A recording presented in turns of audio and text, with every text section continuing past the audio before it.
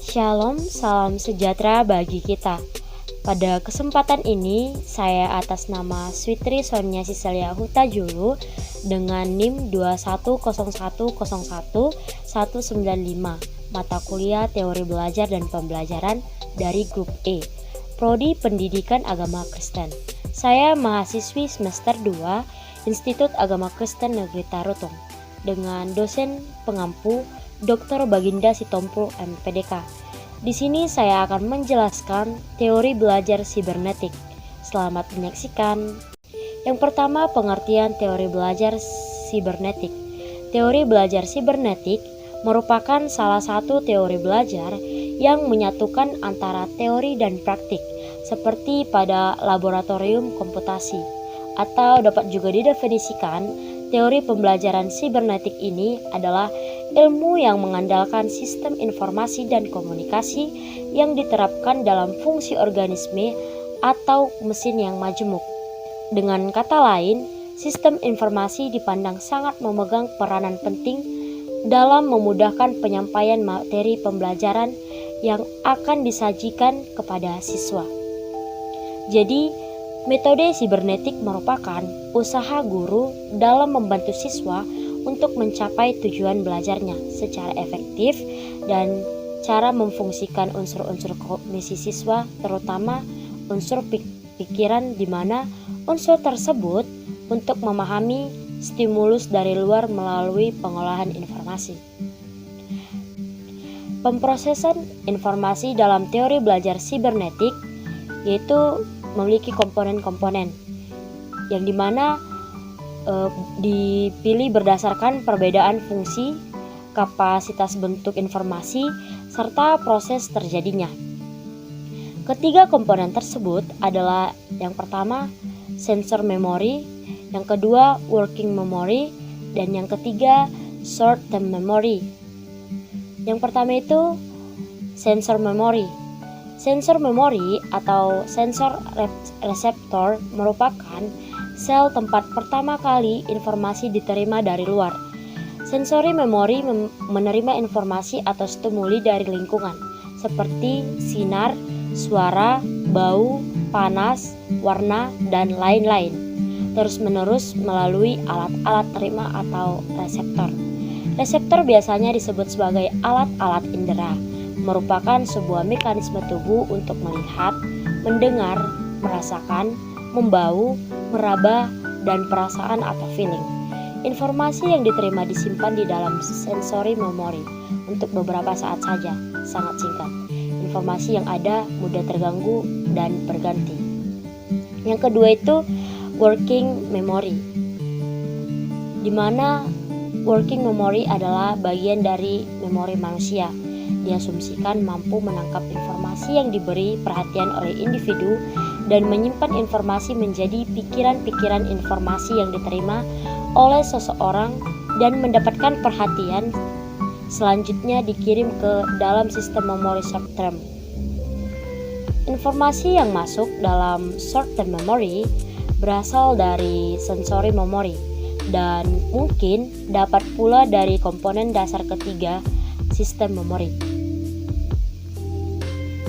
yang salah satunya cara menjaga ingatan terhadap informasi dalam short term memory adalah mengulang dengan latihan. Oleh karena itu, latihan sangat penting dalam proses belajar. Tanpa diulang dan dilatih, maka informasi akan hilang, apalagi jika individu tersebut telah mendapatkan informasi lain yang baru dan lebih kuat. Selanjutnya, long term memory, di mana dalam long term memory diasumsikan berisi semua pengetahuan yang telah dimiliki individu tersebut atau mempunyai kapasitas tidak terbatas. Sekali informasi disimpan di dalam long term memory, ia tidak akan pernah terhapus atau hilang. Persoalan lupa pada tahapan ini disebabkan oleh kesulitan atau kegagalan memunculkan kembali informasi yang diperlukan. Ini berarti jika informasi ditata dengan baik, maka akan memudahkan proses penelusuran dan pemunculan kembali informasi jika diperlukan.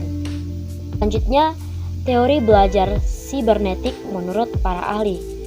Menurut para ahli, yaitu menurut Landa, ada dua macam proses berpikir, yaitu yang pertama, proses berpikir algoritmik, yaitu proses berpikir yang sistematis, tahap demi tahap, linear, konvergen, lurus menuju ke satu target tujuan tertentu. Yang kedua, proses berpikir heuristik, yaitu cara berpikir determinan yang menuju ke beberapa target tujuan sekaligus. Menurut Landa, proses belajar akan berjalan dengan baik jika materi belajar yang hendak dipelajari atau masalah yang hendak dipecahkan diketahui ciri-cirinya. Yang kedua, menurut teori Pass dan Scott, ada dua macam cara berpikir, yaitu yang pertama, cara berpikir serialis, yaitu berpikir menggunakan cara setahap demi setahap atau linear. Yang kedua, cara berpikir menyeluruh atau holistik, yaitu cara berpikir yang cenderung melompat ke depan atau mempelajari sesuatu dari yang paling umum menuju ke hal yang lebih khusus. Selanjutnya, kelebihan dan kekurangan dari teori pembelajaran sibernetik ini. Yang pertama itu kelebihan teori belajar sibernetik. Poin pertama, cara berpikir yang berorientasi pada proses lebih menonjol. Yang kedua, penyajian pengetahuan memenuhi aspek ekonomis. Yang ketiga, kapabilitas belajar dapat disajikan lebih lengkap. Adanya keteraraan seluruh kegiatan belajar kepada tujuan yang ingin dicapai. Yang keempat, adanya transfer belajar pada lingkungan kehidupan yang sesungguhnya. Yang kelima, kontrol belajar memungkinkan belajar sesuai dengan irama masing-masing individu. Yang keenam, balikan informatif memberi rambu-rambu yang jelas tentang tingkat unjuk kerja yang telah dicapai dibandingkan dengan unjuk kerja yang diharapkan. Yang selanjutnya, kekurangan teori. Yang pertama itu terlalu menekankan pada sistem informasi yang dipelajari dan kurangnya perhatian bagaimana proses belajar. Metode ini bisa terwujud apabila peserta didik dapat mengolah informasi, memonitori, dan menyusun strategi mengenai segala informasi yang diperoleh. Yang terakhir yaitu poin implikasi teori sibernetik. Yang pertama, kemampuan awal peserta didik.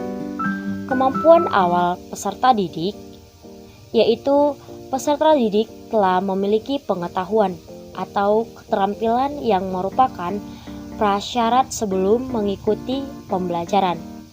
Kemampuan awal peserta didik dapat diukur melalui tes awal atau interview dan cara-cara lain yang cukup sederhana seperti melontarkan pertanyaan-pertanyaan. Yang kedua, motivasi.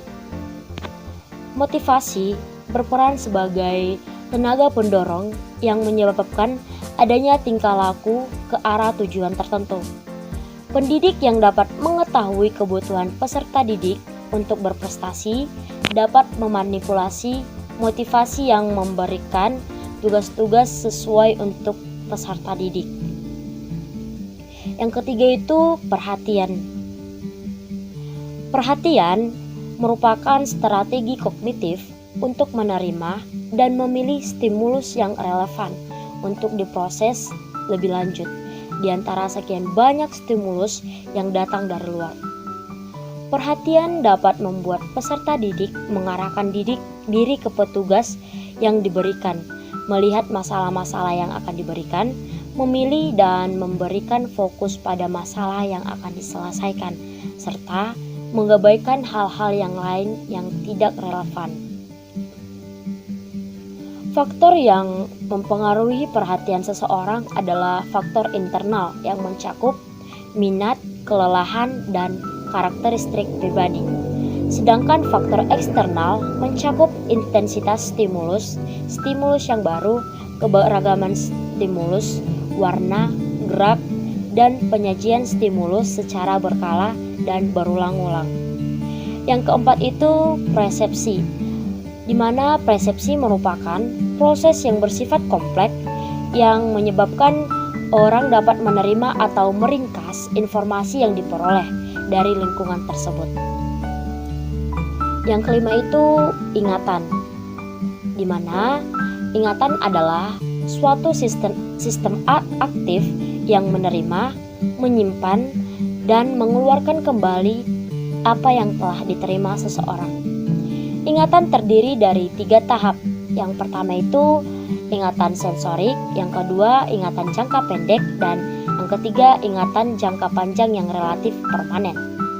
Penyimpanan informasi dalam jangka panjang dilakukan dalam berbagai bentuk, yaitu yang pertama melalui kejadian-kejadian khusus atau episodik, yang kedua gambaran atau image, yang ketiga atau yang berbentuk verbal seperti abstrak. Daya ingat sangat menentukan hasil belajar yang diperoleh oleh peserta didik tersebut. Yang keenam itu adalah lupa, di mana lupa biasanya disebabkan kurang adanya pengulangan atau tidak ada pengelompokan informasi yang diperoleh, mengalami kesulitan dalam mencari kembali informasi yang telah disimpan. Ingatan telah dimakan waktu atau rusak. Ingatan tidak pernah dipakai. Materi tidak dipelajari sampai benar-benar dikuasai. Dan adanya gangguan dalam bentuk informasi lain yang menghambat untuk mengingat kembali. Ketujuh itu ya retensi, di mana retensi merupakan kebalikan dari lupa, yaitu apa yang tertinggal dan dapat diingat kembali setelah seseorang mempelajari sesuatu.